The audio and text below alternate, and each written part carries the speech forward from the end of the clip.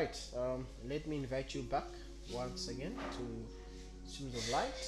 We are studying the Word of God. So, want to welcome you back as we are looking at question number 14b. We're looking at common questions regarding the God we worship. So, question 14b is coming from the same text, John 10, verse 30, which says, I and my Father are one. Okay, so when we understand this text, we need to look at the passage that follows, because other people have made themselves into deities. Anyways, let's look at this. John 10 verse 31.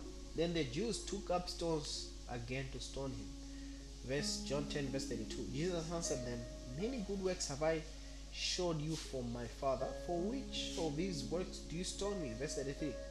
The Jews answered him, saying, for a good work we stone thee not, but for blasphemy, because that thou, being a man, makest thyself God. Okay, so the Jews understood that when he said, hey, look, I and my Father are one, Jesus was trying to say, I am equal with God, right? Jesus was making himself equal with God in the eyes of the Jews. So what was Jesus' response? Verse 34, it says, Jesus answered them, is it not written in your law, I said you are gods? Now when it says law, it just means in the books, right?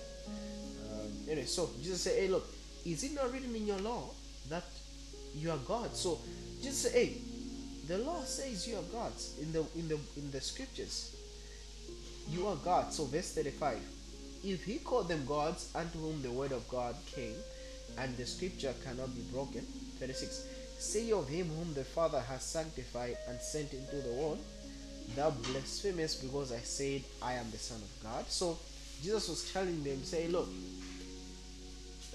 the scripture says you are God, so because I claim to be the Son of God, you're saying I'm blaspheming? So Jesus was trying to quote to them the scriptures which they were familiar with, right? So what did Jesus mean, and where was Jesus quoting from? And is it true that we are gods? Because this is what Jesus is saying.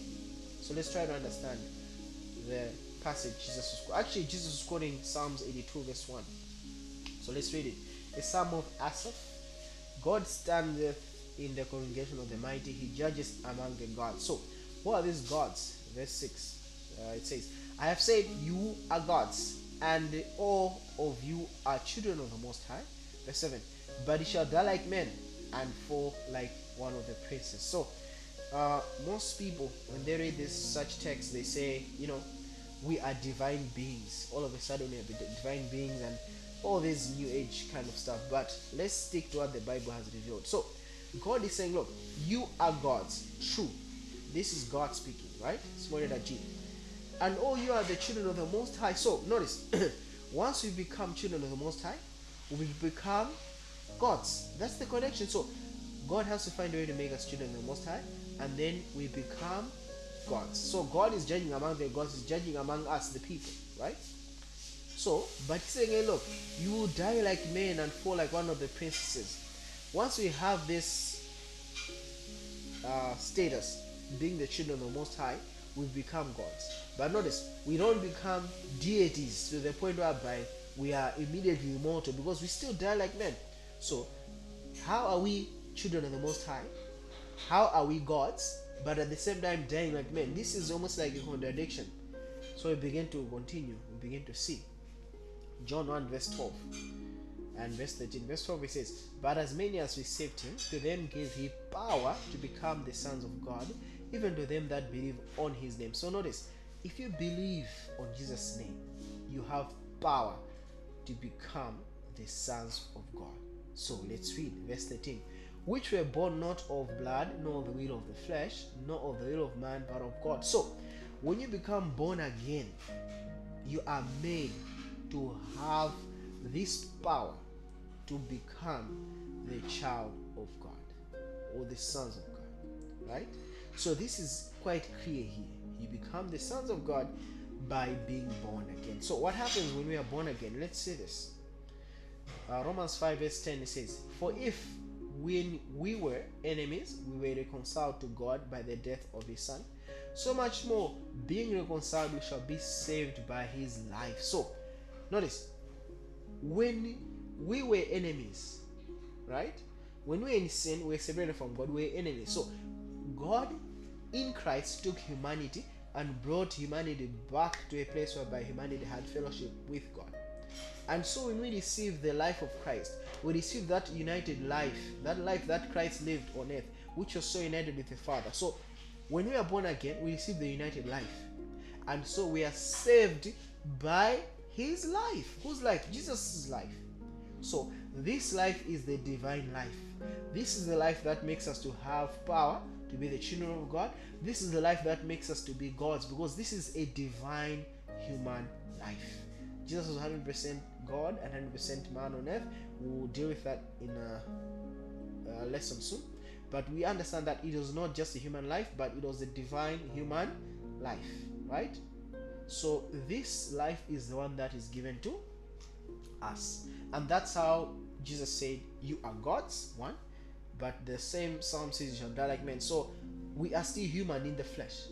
But because our spirit is joined with God's spirit, the life that we receive is a divine life. So by this we are gods. We have the divine life and we are the children of the Most High. Okay? So notice Romans 8 verse 14. For as many as are led by the Spirit of God, they are the sons of God. So what does it mean to be the sons of God? To be led by the Spirit of God. Verse 15. For you have not received the spirit of bondage again to fear, but ye have received the spirit of adoption, whereby we cry, Abba, Father. So notice, when a man adopts another man or a son, what changes is only the name of that son, right? But the genes and everything else is different. But notice, when we come into Christ, we were lost in Adam, right? So through Christ, the second Adam, the father of the new human race, we are adopted back into the family of God. Now notice, it's not like we just change to be called Christians. No, something changes. We get a new life, and this life is the one that makes us to be related to God.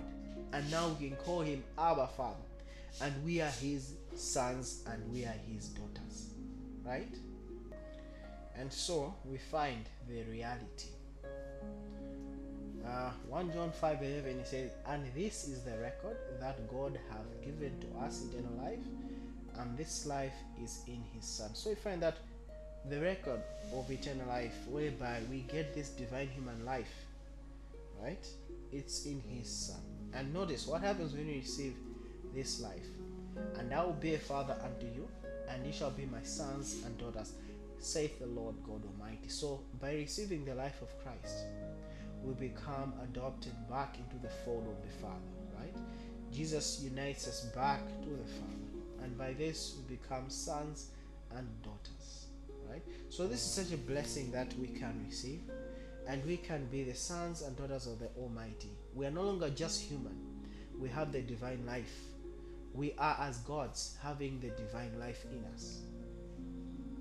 And if Christ shall come in our time, we shall be as he is, for our bodies shall be changed from these mortal bodies into these glorious bodies. Thank you so much. May you subscribe to our channel, give the video a thumbs up, so that YouTube can also recommend similar content to other viewers searching for content on YouTube. Thank you so much. May God bless you and keep you. Amen.